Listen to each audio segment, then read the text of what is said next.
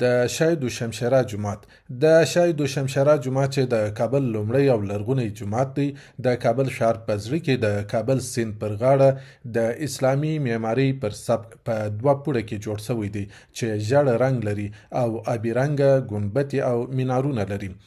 د شاید و شمشېره جومات په کابل کې د مسلمانانو لومړنی عبادت ځای دی چې کله عرب د اسلام د مقدس دین د خپرولو لپاره کابل ته داخل سوه نو دا جومات یې جوړ کړ.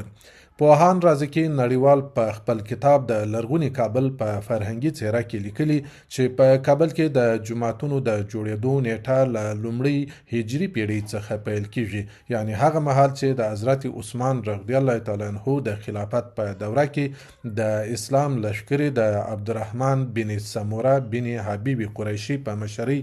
له غزني څخه پر کابل حمله وکړه او د کابل ځینې برخې ونیولې.